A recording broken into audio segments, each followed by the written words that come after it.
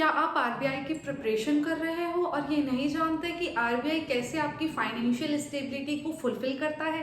तो चलिए आज हम जानते हैं। Hello guys, welcome to my YouTube channel. मेरे यूट्यूब चैनल में आप सभी लोगों का स्वागत है। आज हम जानते हैं कि अगर आप आरबीआई असिस्टेंट का फॉर्म भरते हैं तो कैसे क्या क्या फैसिलिटी आपको आरबीआई असिस्टेंट देता है ताकि आप एक फाइनेंशियल इंडिपेंडेंस आप फील कर सको। तो सबसे पहले हम देखते हैं कि जो पहले जो आरबीआई असिस्टेंट का जो बेसिक पे था वो 20,000 था, लेकिन अब उसका बेसिक पे 29,000 पर मंथ हो गया है। और इसके अलावा अगर हम मंथली देखें तो मंथ विदाउट एचआरए अगर हम काउंट करते हैं तो मंथली जो ग्रॉस सैलरी आपकी बनेगी वो अप्रॉक्स 58,500 रुपीज़ बनेगी, जो न्यू अभी फ्रेशली रिक्रूट होंगे जो लोग। इसके अलावा ये तो सिर्फ आपकी सैलरी हुई। बैंक जो है, जो आरबीआई है, वो आपको दो फैसिलिटी प्रोवाइड करता है।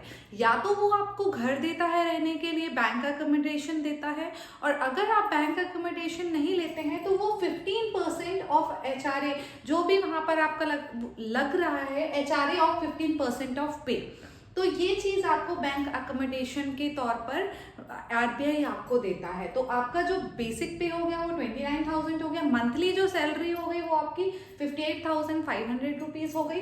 बैंक एकोमोडेशन देता है तो आपको रहने का एक भी खर्चा नहीं देना है, और अगर आप बैंक के एकोमोडेशन में नहीं रह रहे हैं तो बैंक आपको उसका पूरा अच्छा खासा अमाउंट पे करता है, डिपेंड अपॉन द सिटी कि आप किस टाइप की सिटी में रह रहे हो। फिर है अलाउंस फॉर। अब क्या होता है कि जब आप बैंक में जॉब करते हो, आरबीआई में जॉब करते हो या किसी और बैंक में जॉब करते हो, तो दो एग्जाम होते हैं, एक होता है जेएआईआईबी और दूसरा होता है सीएआईआईबी। जब ये दोनों एग्जाम आप क्लियर कर लेते हो तो बैंक आपको उसका इंक्रीमेंट देता है। आप तो वो एक इसलिए इसको मतलब आप जो पढ़ाई करोगे जेएआईआईबी के लिए और सीएआईआईबी के लिए, उसका इंक्रीमेंट, उसके जो अलाउंसेस हैं वो आपकी सैलरी में एड ऑन हो जाते हैं। ये एक बहुत अच्छी चीज है। फिर है ब्रीफकेस रिम्बर्समेंट आपको मिलता है, डिस्पेंसरी फैसिलिटी मिलती है, एनुअल हेल्थ चेकअप, हर साल आप वहां पर एक हेल्थ चेकअप करा सकते हो बैंक के पैसों पे। फिर है ओपीडी एंड आईपीडी रिम्बर्समेंट। आपको आपके चाहे एक ओपीडी के बिल्स हो या आपके आईपीडी के बिल्स हो, आप एडमिट हो हॉस्पिटल में, या आपके ओपीडी जो भी आपके बिल्स होंगे मेडिकल से रिलेटेड, वो आपको आप उसको रेम्बर्स करा सकते हो। ये सुविधा आपको आरबीआई में मिलेगी। फिर है फेस्टिवल एडवांस। आपको फेस्टिवल एडवांस मिलेगा जो कि इंटरेस्ट फ्री होता है, उसमें आपको कोई भी इंटरेस्ट पे नहीं करना है। आप उसके सिर्फ आपको प्रिंसिपल अमाउंट ही वहां पर आपको उनको रिटर्न करना होता है। फिर है लीव फेयर कंसेशन। ये जो है, यहाँ पर आप कहीं घूमने जाते हो तो ऐसे आप उसकी टिकट्स लगा सकते हो, या तो फिर अगर आप नहीं जा रहे हो तो आप उसका एक अमाउंट आप क्रेडिट करवा सकते हो अपने अकाउंट में। दोनों ऑप्शंस होते हैं आपके पास।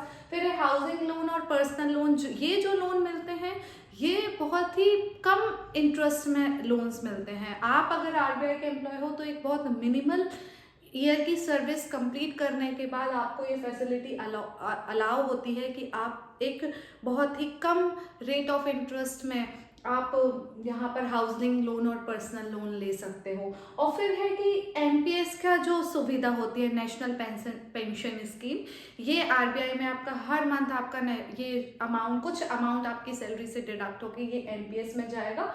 और फिर जब आप रिटायर होते हो तो आपको एक ग्रेच्युटी, एक लमसम अमाउंट आपको मिलता है, ग्रेच्युटी मिलती है।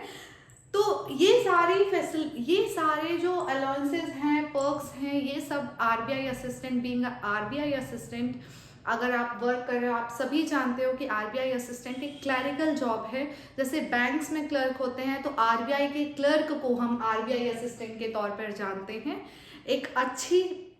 बहुत अच्छी सैलरी, एक डिसेंट वैकेंसी निकली हुई है, 650 मोर देन इनफ है। आप अपने जोन में देखिए, आप वो अपने रीजन में देखिए कि किस रीजन से आप अप्लाई कर सकते हैं। मेहनत करिए, 45 डेज है।